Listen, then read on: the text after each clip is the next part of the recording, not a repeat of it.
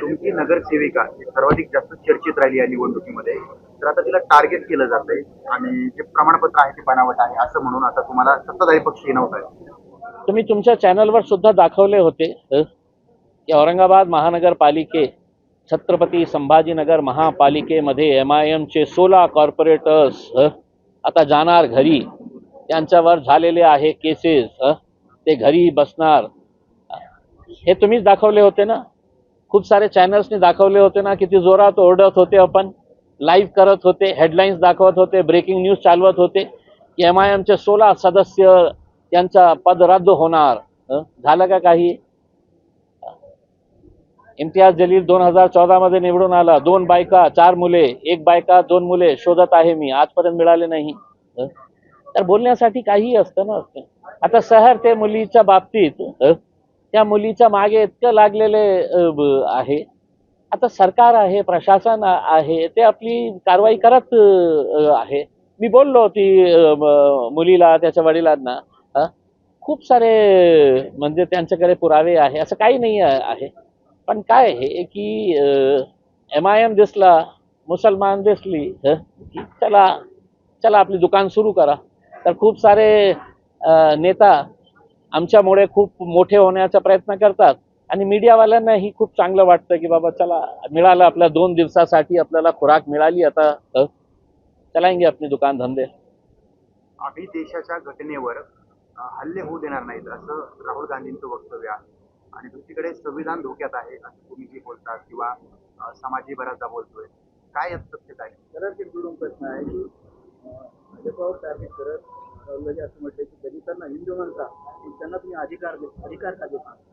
खरं आहे ना. आज जे इख्तियार केंद्र सरकारला आहे, पार्लमेंटला आहे, ते तुम्ही डिसिजन राज्य सरकारला दिलेले आहे ते वर्गीकरणाच्या बाबतीत.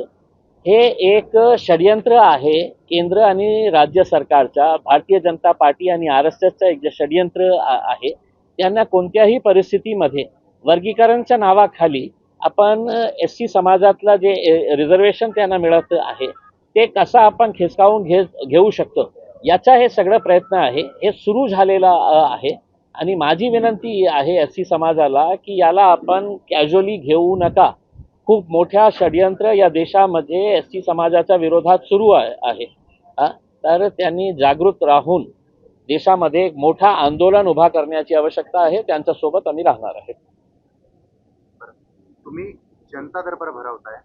बऱ्याचदा असं पाहायला मिळतं की आपल्या शहरामध्ये नेते जनता दरबार भरवत नाही किंवा त्यांच्या लोकांना, मतदारांना प्रश्नांची उत्तरं मिळत नाहीत, अडचण दूर केल्या जात नाही. भले तुम्ही पदावर नाहीये, भले तुमच्याकडे पद नाहीये, मात्र एक माणूस म्हणून तुम्ही अशी खुर्ची टाकून समस्या सोडवता. काय सांगता? नाही, हे सगळे जे कॉर्पोरेटर्स आहे ते MIM पक्षाचे कॉर्पोरेटर्स आहे आणि असा प्रयोग जे आहे ते हैदराबादमध्ये आमचं जे हेडक्वार्टर आहे दारुसलाम, तिथे OIC साहेब, खासदार, आमचे जे 7 आमदार आहे ते स्वतः आणि जे 50च्या जवळ जे कॉर्पोरेटर्स आहे ते सगळे लोक दररोज सकाळी 11 वाजेपासून त्या जनता दरबारमध्ये बसतात दररोज. आणि अनेक वर्षापासून हे सुरू आहे. म्हणजे एका नेत्याला शोधण्यासाठी ते कुठे गेला, ऑफिसमध्ये आहे तर ऑफिसमध्ये नाही आहे, घरी गेल्यावर नाही आहे, कुठे ते भेटत नाही आहे. तर लोकांच्या सोयीसुविधासाठी अशा प्रकारचे जनता दरबार जे आहे हैदराबादमध्ये होतो. आता आमच्याकडे ही खूप मोठी संख्या निवडून आलेली आहे कॉर्पोरेटर्सची आणि लोकांना एका छताखाली, इथे आमचे विरोधी पक्षनेता आहे, गटनेता आहे, सगळे कॉर्पोरेटर्स आहे, जे काही लोकांचे मुद्दे असतील ते मुद्दे घेऊन आल्यानंतर त्याचा निवारा कशा करता येईल चर्चा करून, पत्र देऊन, हे सगळं करण्याचा निर्णय आम्ही या जनता दरबारमध्ये केलेला आहे. आज हे पहिला जनता दरबार आहे दारुसलाममध्ये.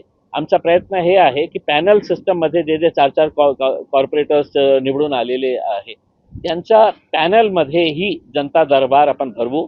ते 4ही कॉर्पोरेटर्सला बोलवू एका ऑफिसमध्ये आणि त्या एरियातले लोकांचा त्याचा एक शेड्यूल तयार करून, टाइम टेबल तयार करून अशा प्रकारचाही आम्ही प्रयोग करणार आहे.